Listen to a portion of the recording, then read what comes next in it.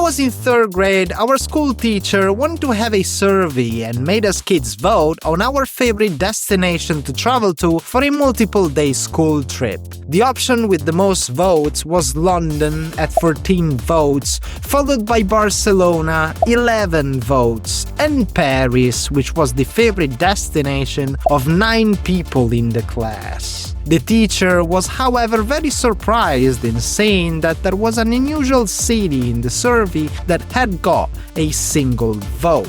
That vote was obviously mine, and that won me a trip to the school therapist, as the teacher just couldn't believe that 10-year-old me would ever want to go on a 5-day school trip to Minsk, capital of Belarus. But truth was, I've always been very captivated by the mysterious aura surrounding Belarus, a country that is right there in the middle of Europe, but that we know very little about. A few years later, I then decided to have my own independent trip to Belarus while hitting 2 birds with 1 stone. Not only was I going to have the chance to visit a place that I had wanted to visit for many years, but I would have also traveled on one of the rarest airlines in Europe, Belavia.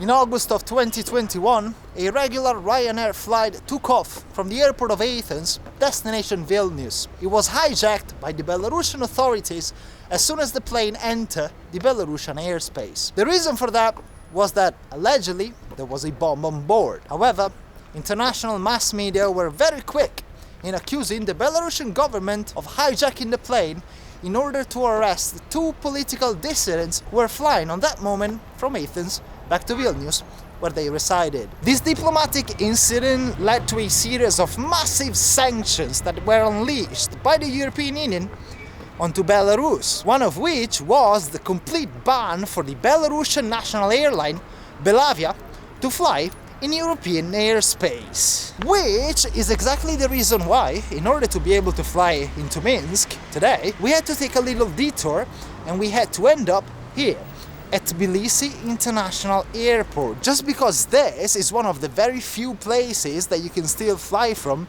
if you want to get into Belarus by plane.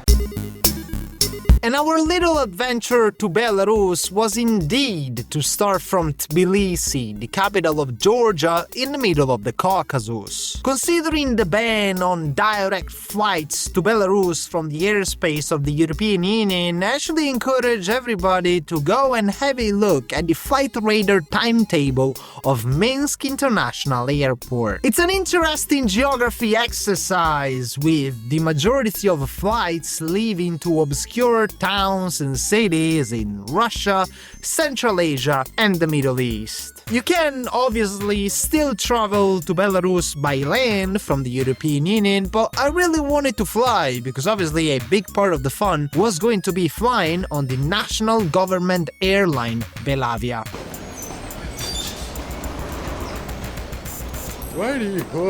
Sorry guys, it's 3 a.m. in the morning. It's 3 a.m. in the morning. And we're going to Belarus. The other thing which actually makes it easier to fly into the country compared to crossing by land is that if you are to cross a land border into Belarus from Poland or Lithuania, you will need a hard visa printed on your passport, whereas it's visa-free if you arrive directly at Minsk airport. Speaking of airports, the one in Tbilisi is actually at its busiest during the night for some reason, with the majority of flights taking off between 1 and 5 a.m. I still was able to check in without any issue though. Hello. Thank you. So as always, when I'm flying at ungodly hours in the middle of the night, I've got myself a cappuccino just to keep me away on the 4 or 5 hour flight all the way from the Caucasus all the way to the middle of Eastern Europe in Minsk. So hopefully it will have some impact on my energy, but anyway, what is making me really energetic is the fact that I've got my boarding pass. So let me see if I can show you without doxing myself. So I just need to sort of try and cover my last name, sort of like that. And there you go. This is my boarding pass for today's flight on Belavia. And another reason why I'm really energetic is because I just passed through passport control outbound out of Georgia, obviously, and I've showed this boarding pass to the lady there, and she asked me what my final destination was. I replied Minsk, and oh my god, the look on her face, you wouldn't believe it. And I was like, oh come on, have you not really seen any Italian at all going to Minsk, flying via Tbilisi in the past few months? But she let me through anyway. I'm really curious to see what passport control is going to look like now in Belarus in a few hours time. That cappuccino right there cost me something obscene, something like €7. Tbilisi airport, for some reason, is one of the most expensive airports that I've ever been to.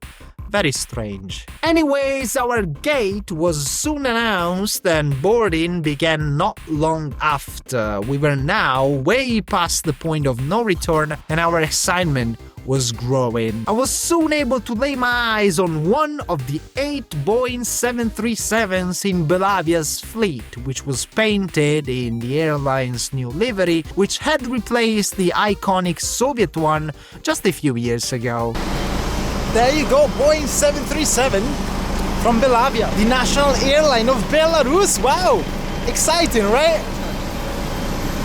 Boarding, unsurprisingly, was quite quick, considering that the flight was only going to be half full. It looked like the majority of people on the flight corresponded exactly to what I thought a typical passenger flying from Georgia to Belarus would be, considering that this is one of the easiest countries for Belarusians to relocate to. And I imagine that some of these people on the flight were also relatives of Belarusian expats who had come to Georgia for a visit.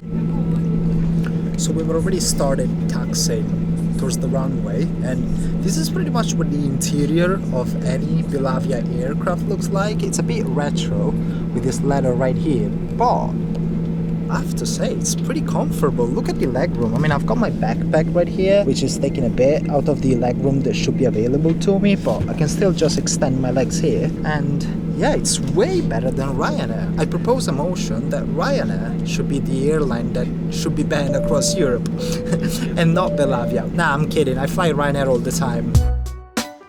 I was definitely very happy with the legroom that I had. I wasn't able to film much of takeoff as the Belavia crew soon switched the lights off as is procedure for a nighttime flight. We took off on time at around 3:30 and I almost fell asleep despite the cappuccino that I had just a few minutes before. Flight time was going to be roughly 4 hours and we were due to land in Minsk just in time for breakfast. But amongst my dear viewers, surely there is someone that is just as much of a geography nerd as I am and is probably questioning why a flight between Minsk and Tbilisi would take 4 hours, considering that they're not that far apart on the map. As you can see, the sun has now risen fairly early into our flight, and the reason for that is because we didn't really start going northwest from the start, which is the route that you would think we would take in order to go from Tbilisi to Minsk on this Belavia flight. What we have done, quite on the contrary, was starting to go east right after taking off from Tbilisi. And the reason for that is because most of the space between Tbilisi and Minsk is obviously a conflict zone now. So all flights between Tbilisi and Minsk have to take a massive detour. And considering that Belavia is actually banned from entering the EU airspace, they can't go via Turkey, Bulgaria and Romania, but they have to go east through Kazakhstan. So we're just now flying over the steppes of Kazakhstan and soon we'll be entering Russian airspace and finally in a couple of hours time we'll be entering Belarus. Spasibo. Yo, we've even got free food.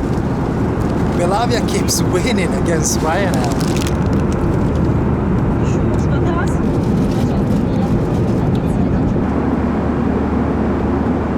By the way, speaking of Belavia not being able to fly westwards towards the European Union, I was actually pretty disappointed in finding out that this in-flight magazine, unfortunately, does not have the usual route map that you see on any in-flight magazines of this kind. I don't know whether they took it out after 2020, but it's quite interesting. The page with the fleet and the list of airplanes and aircraft that is available to Belavia is not there. You can see some guidelines and instructions on how to fill in the migration card form, as we will have to do once we get to Minsk airport. We've got some recommendations on what to see, the most touristic places in and around Minsk, but there is no route map, and I wanted to show that to you just because it would have been interesting to see all the destinations that would lie eastwards of Minsk and not any single destination that would be west.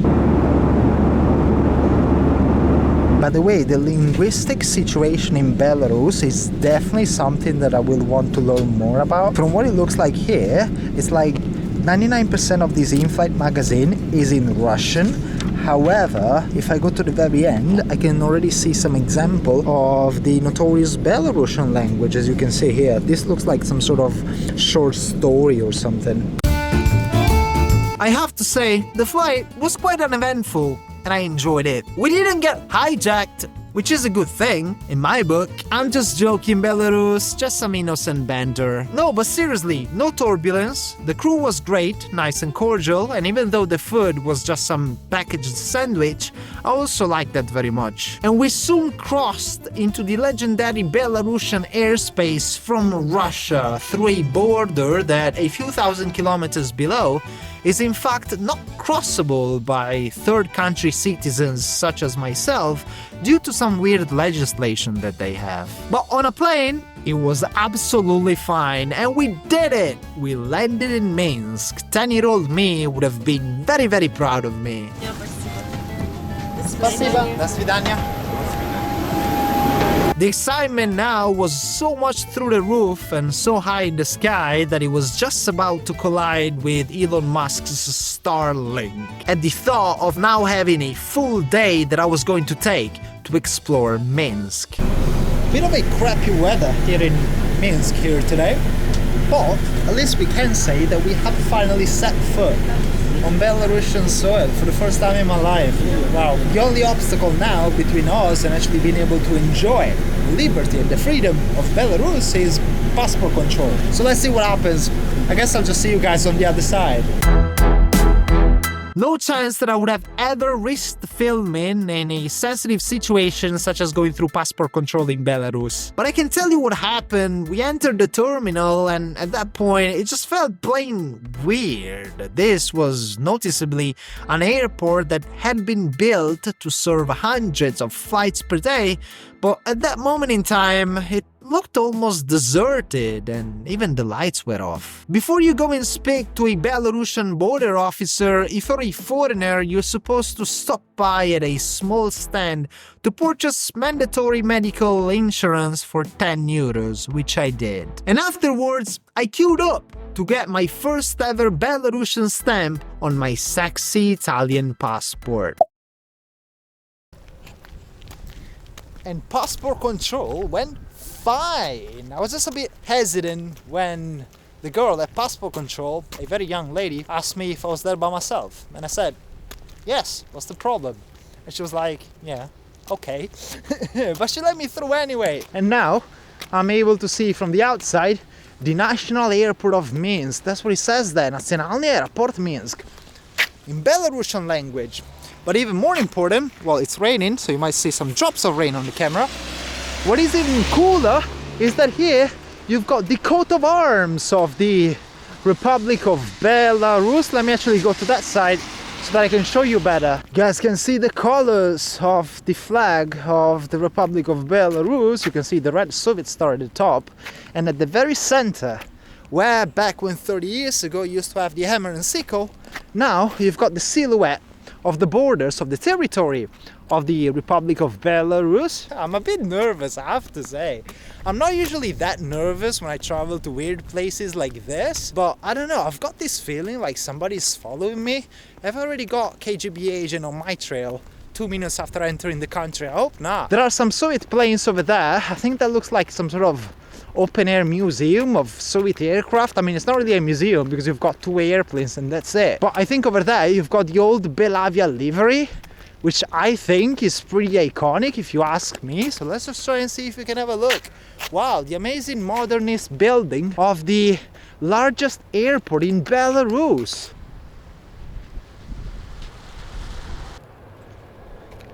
There's a Tupolev 154 with the old Belavia livery.